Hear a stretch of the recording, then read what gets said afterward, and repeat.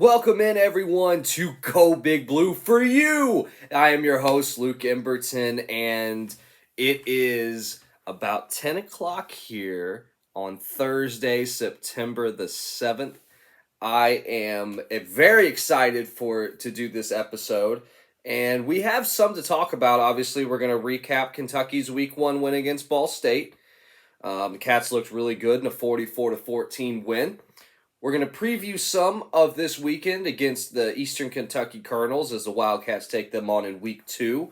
But we need to begin the show and dedicate a small portion of this show to Big Z. Now, for those of you that don't know who Big Z is a Croatian basketball player who went through the draft process, but ultimately I don't think that he declared for the draft. He wasn't drafted, so he was eligible to go to a university, and he chose to come to Kentucky this offseason.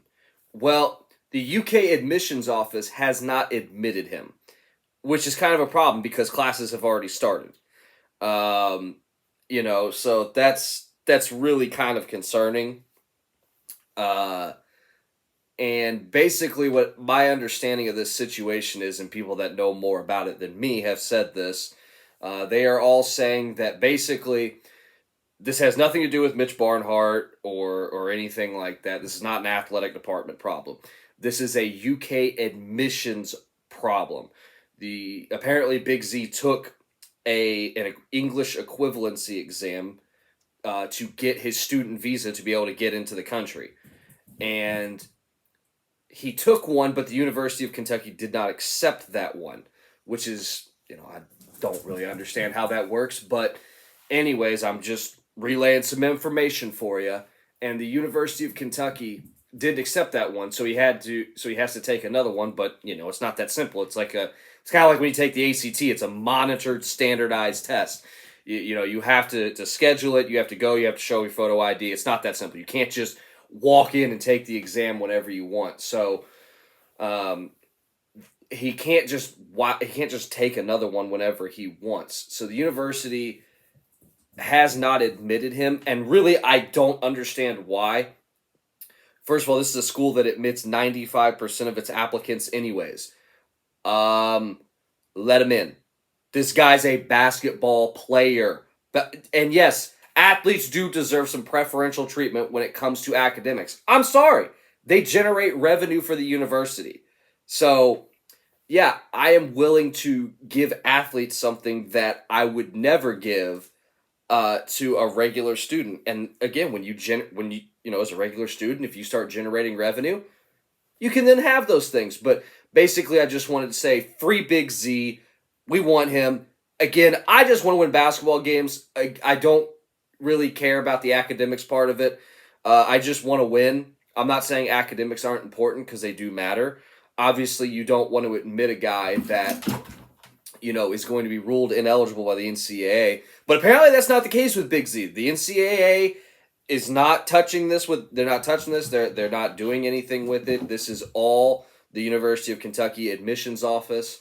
So I just wanted to touch on that early on here and get that knocked out, get that out of the way. And again, put it in the comments section, subscribe to the channel, and turn that notification bell on. And also put it in the comments, #FreeBigZ. Go over to Twitter, X, whatever you guys call it now. Follow me at GoBigBlueLukeE, and put it on Twitter, #FreeBigZ. All right, now let's get into some football talk. The Wildcats knocked off Ball State 44-14 in what was overall an impressive win for the University of Kentucky Wildcats football team. I think it was a typical Week 1 Mark Stoops win. The offense only had 51 snaps, kind of hard to judge. I thought they looked better in the second half offensively than they did in the first half. I think they made some adjustments. But all in all, solid game. Not a whole lot to complain about for that game. I think the big thing for me is I wanted to see them run the ball. And they did a very good job of that. The offensive line was creating some good holes, getting some push up front. I know they're playing against a MAC school, but you got to understand that most MAC schools are extremely well coached. They're going to be in the right place. It's just a matter of whether or not they can make the play. And Kentucky does have the better athletes, and because of that, I think it's a big reason why they were able to win and control this game.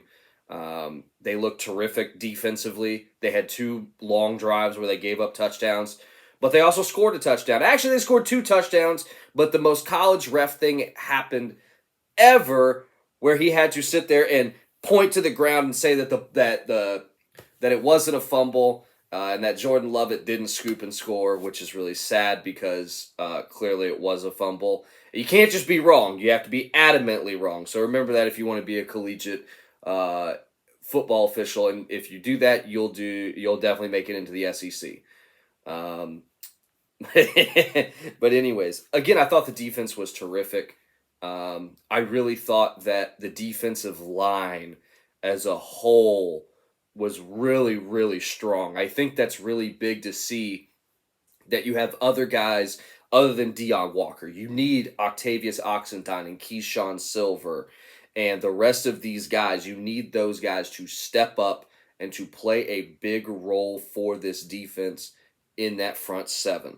So I think the front 7 as a whole was terrific. Trayvon Wallace is our best linebacker without a doubt. That guy, he's been a star since he was a freshman, since he returned the block kick for a touchdown against Florida. I've really liked this guy. I think this is a guy that he will be playing on Sundays. He is a terrific, terrific inside linebacker in that 3-4 scheme that Brad White wants to run. Outside of that, I mean, they struggled on third down defensively. That has to get cleaned up. I mean, it's just unacceptable. You have to tackle better. They gave up 2 long drives of, let's take a look here at the, by the way, we also got killed in the time of possession, which is very unlike Mark Stoops. But Ball State was 8 for 17 on third down, including 2 of 3 on fourth down. So really, when I do third down stats, I take whatever the fourth down was and just kind of combine it with third down. So really, they were 10 of 17. They were 10 of 20 on third and fourth down. That is extremely, extremely efficient. And that just cannot happen. But, Kentucky only gave up 4.2 yards per play. Whereas they averaged 7 yards per play, which is, that's a decent number for the Wildcats. Kentucky was able to win the turnover battle 2-1. I thought that was terrific. Special teams. Let's talk about special teams for a minute. Kickoff return for a touchdown. Berrien Brown, the speed demon, the fastest player in college football. When he made that cut at the 35-yard line, I was like, well, he's gone. I mean, that was just electric. Dynamite. He's outstanding. Everything about him is terrific. He had a couple drops as a receiver, but we're not going to talk about that. He is a dynamic kick returner and a dynamic athlete, and you need guys like that on your roster that make a difference. The new kicker going 3 for 3, and his name escapes my mind here. Alex Rayner. Yes, I had to look it up. You can make fun of me. Alex Rayner, the kicker, 3 for 3. The Georgia Southern transfer was outstanding. Former University of Kentucky punter Max Duffy ended up saying that this was the best kicker in the transfer portal. So Kentucky got their guy, and he looked good on Saturday. He looked like he can make the kicks from about 50 yards and in. When we get past 50, it's going to be a kind of a hairy situation. You'll be in kind of a no man's land. But that guy, it looks like he's going to be a consistent kicker. The new special teams coordinator, Jay Boulware, has made a difference already. They have everything looked good on special teams. Punt return, kickoff coverage, punt coverage, everything. Everything looked good on special teams. Like, when your special teams goes 3 for 3 on field goals, 5 for 5 on extra points, and has a kickoff return for a touchdown, that's a pretty damn good day for your special teams unit. So shout out Mr. Jay Boulware for what he did in that. Oh my gosh. What is wrong with you, Cat? Come here. This kid. Come here, buddy. Come here. Come here, buddy. Uh-oh. We got two of them. They're going to go after each other. Sorry, I've got 4 cats in this house while I'm trying to record this podcast. So this will be a very interesting time for sure. But I think we need to get now to the offense, the thing that people want to talk about. And the offense that, everybody wants to talk about it. Now, like I mentioned earlier, they only had 51 offensive snaps, so your sample size is a little small. But the things that I wanted to see, I wanted to see them run the ball. They ran the ball efficiently. Defensively, Devin Leary. Devin Leary was not spectacular in the first half. I thought he played much better in the second half. I thought Dane Key looked really good. He looked like the top receiver. Some disappointment, I would say. Again, it's been the same thing that we've heard year after year after year. We're going to get the tight ends more involved. The tight ends are going to make a difference.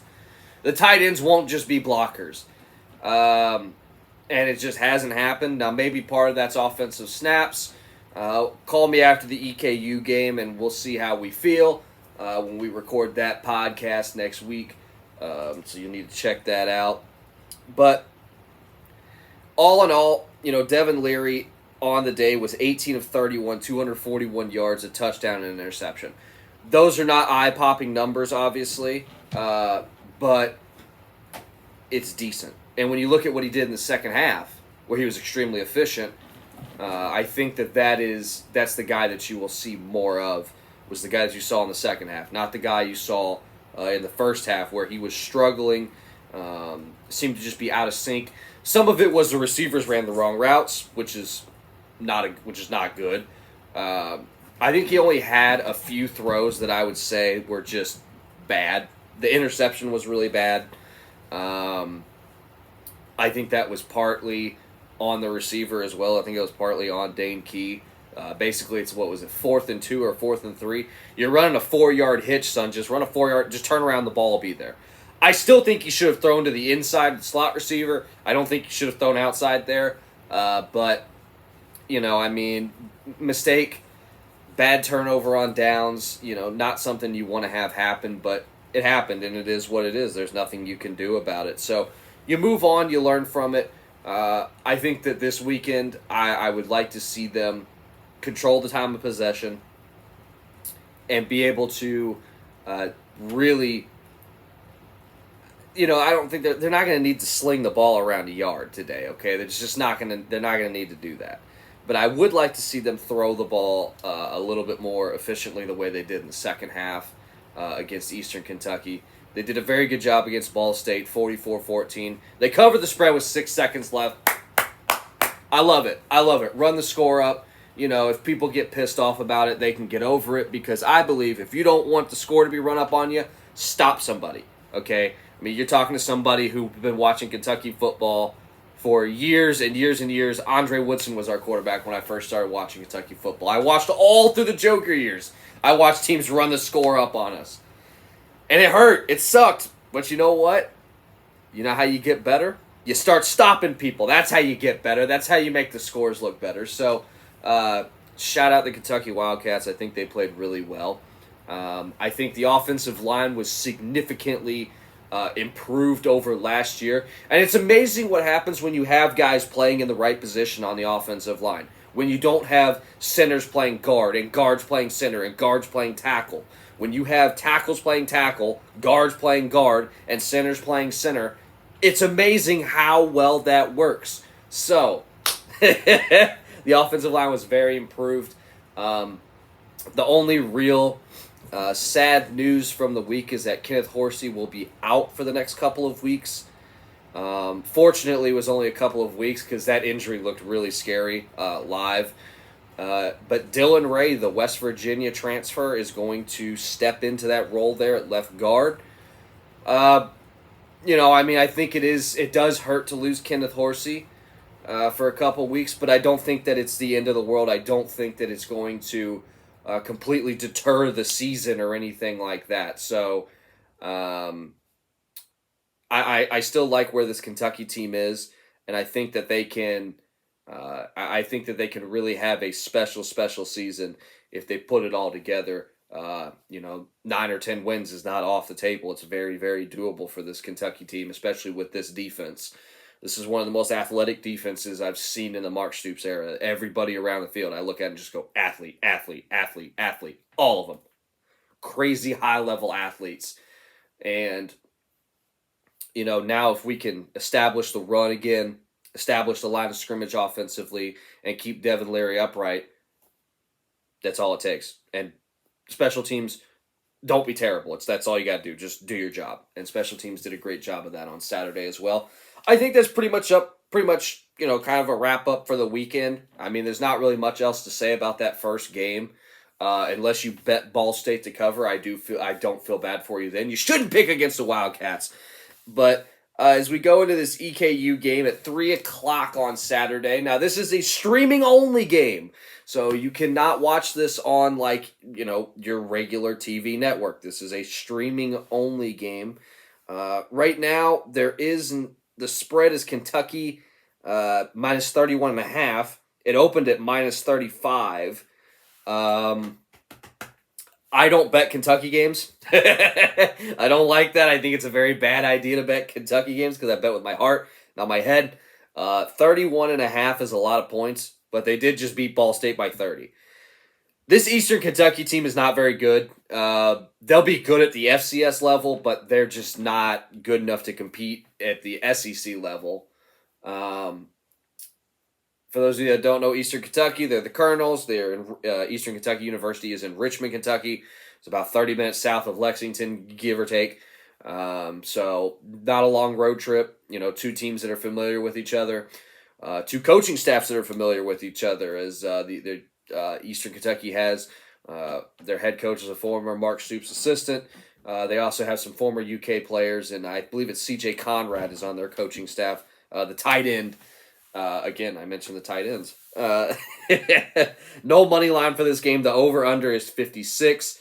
I tell you right now, I would take the over. Actually, I would probably take... I don't know. Yeah, I don't bet Kentucky games for a reason because I really don't. I bet with my heart, not my head. But I will say that EKU lost to Cincinnati, who is coached by Scott Satterfield, the loser Louisville coach, former Louisville coach, who after we beat him by 1 million in the first year was like, I don't like that they throw the L's down. Yeah, he's coaching at Cincinnati now. And they beat EKU, I think it was 66-13. And Cincinnati's not supposed to be very good this year. So if Kentucky does not win this game by 45 plus points, well, not 45. If they don't win this game by 40 plus points, I'm going to be concerned at that point. If Cincinnati's beating EKU by 43, you need to beat these guys by 40 points as well. Now, Mark Stoops teams tend to not do that. They tend to not blow people out because of the style that they play. It's just ball control football in a pro-style system, which has helped their passing game over the past few seasons. But really, Mark Stoops has always been a guy that wants to run the ball, control the clock, play defense, don't make mistakes. And it's been very successful at the University of Kentucky. So he's going to continue to do that. I think that I would like to see the passing game get moving a little bit more here against Eastern. I would like to see a 300-yard day from Devin Leary. Everybody thinks he played bad, and he threw for 241 yards, a touchdown, and a pick against Ball State. So if he can do that against Ball State, what everybody thinks is a bad performance, I think he's going to perform really well. I am really concerned about all the hate that Devin Leary is getting. I think people need to lay off of him. Be happy for the kid. He hasn't played football in a year and a half. And look, man, these first couple weeks of this season, we've talked to, people in the Big Blue Nation have talked about this before this podcast started. People have talked about this, that this is going to be, this is a weird schedule. It's a weird schedule. You play all the cupcakes early. You get 3 warm-up games before you play Vandy, which you should beat Vandy, especially after last season. You need to beat Vandy. So you have the 3 warm-up games plus Vandy before you get into the Florida game at the end of September. And it's a weird schedule. It's a weird schedule. This is another warm-up game. I want to see improvements. I want to see the team perform a little bit better than they did last week. Continue to get better one step at a time. I really want to see the defensive line wreak havoc in this game. I mean, come on, you're playing against an FCS offensive line. You need to steamroll these guys. Defensively, that's basically what I want to see is the front seven steamroll them. Hello, Benny. Everybody say hello to Benny. Come here, Benny. Benny, say hello. Say hello. Oh, Benny, say hi. See, this is Benny. He's a shelter kitty, and we got him. Me and my fiance got him from the animal shelter here in Hardin County, where we live, and he's getting nice and healthy now. Poor little fellow was in bad shape when we found him, but he's about as sweet as can be, and he's a good boy. And yes, he is named after Benny Snell. Of course he is. That's why he's amazing. I love this cat. I'm sure as time goes on, you will see the other ones as they pop in here. I got one down by my feet, one I'm looking right at, and he's looking back into my soul right now. But I guess I'm a cat man through and through, whether it's wild cats or house cats. So back to the EKU preview. Again, not really much else to say. I want to see the offense control the line of scrimmage, run the ball. Devin Leary, I'd like to see throw for 300 yards. Defensively, I want to see 4 sacks. I want to see 4 sacks and I would say 10 TFLs. I think that's a reasonable number. 10 might be a bit facetious, but I think it's a doable number. Win the turnover battle. Special teams, no blunders, no mistakes. Not really concerned if special teams scores a touchdown or not, but just want to see the special teams again have no mistakes, no procedural errors, and clean that up too. Clean up the sloppiness. There were, Kentucky in the first quarter was penalized a lot against Ball State. Clean it up, quit getting penalized, and start playing the way that Mark Stoops teams normally play, which is disciplined, hard-nosed, smash-mouth football. It's physical. It's how we've always done it here in Lexington with Mark Stoops. It's how we need to continue to do it. And, again, everything else will fall into place for this Kentucky team. I am very excited for them. I think that, going into this EKU game, again, this should be a 40-point blowout. It should. We should beat these guys by 40 points, man. I've got nothing. Like, normally I'm a guy that hypes up the other team and says, Kentucky could lose this game. No, there's no way Kentucky should lose this game under any circumstance. The EKU is not very good, and we should steamroll them.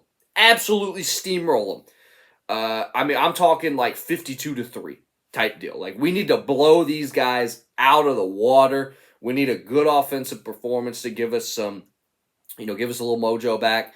Because I think fans after week 1 maybe felt a little, not disappointed at all. I don't think disappointed is the right way. It's hard to be disappointed when you win by 30 points, right? I think that they were possibly a bit unsatisfied, unfulfilled, based on the way that the offense played. So I'd like to see the offense have a big explosion Saturday. What do you guys think about the game coming up? What do you think about the Ball State game? What do you think about the EKU game? Let me know down in the comments. Again, you need to smash that like button, subscribe, turn on the notification bell. We're going to be posting these once a week during football season, recapping the last week, previewing the next week. And then I think during basketball season, we'll probably do this a little bit more. We'll probably have 2. We'll do one maybe on Monday and then maybe Thursday as well. Just kind of trying to fit it into my schedule as best I can, as I do have a full-time job separate from this. So I am very excited for the Kentucky Wildcats as they come into Kroger Field again. It's still Commonwealth Stadium. I don't care what anybody says. I know I got to say Kroger Field, but it's Commonwealth Stadium.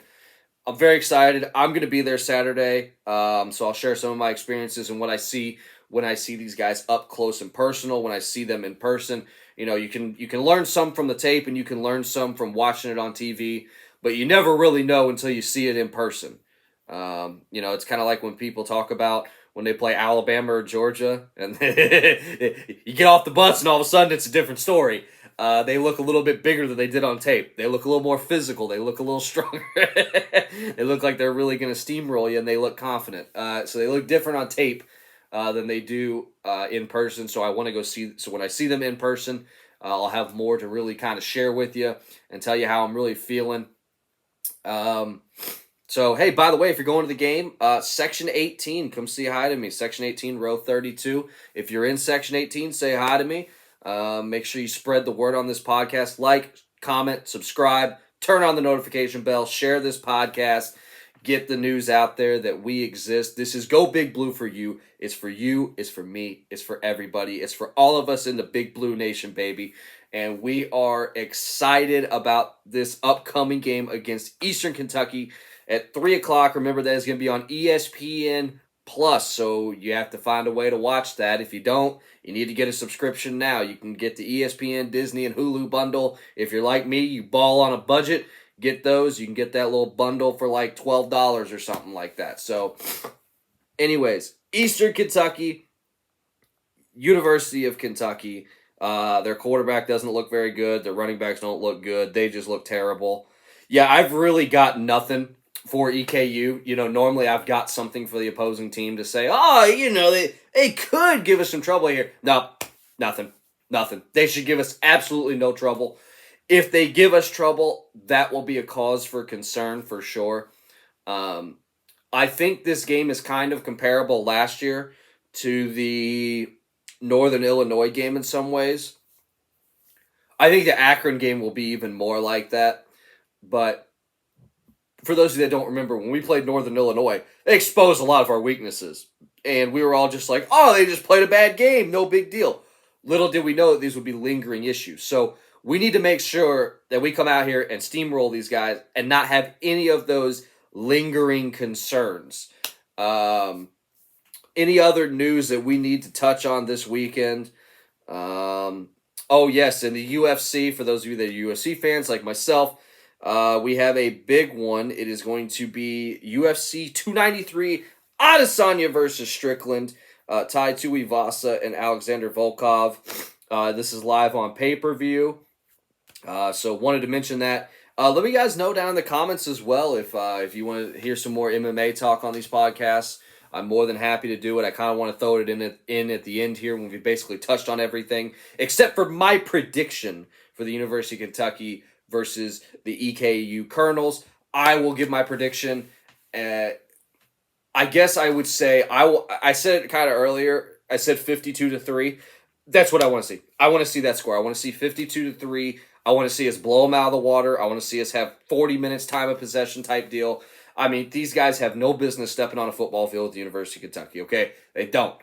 But I have a feeling that that's not going to happen. I have a feeling that this is going to be a closer game than I want it to be. I'm still predicting 52-3 because I hope that I'm wrong. But we shall see as we move forward. And as let me know what you guys think about the backdrop too. As I have some of my autographs, I have a Reds poster. And I've got a Pete Rose poster, the UK baseball, UK basketball, the Harrison twins, Darius Miller. I got Rondo, Anthony Davis, Jamal Murray's hanging out over here. If you want me to change this up and spice it up a little bit, I'm more than happy to move some stuff around in my house. It's certainly no problem for me to do that. Not a problem at all. So let me know down in the comments, you guys. Like I said, like, subscribe, turn on that notification bell. Go Big Blue for you. I am Luke. I have been your host. Signing off. Thanks for joining us, and you have an excellent day wherever you're watching this from.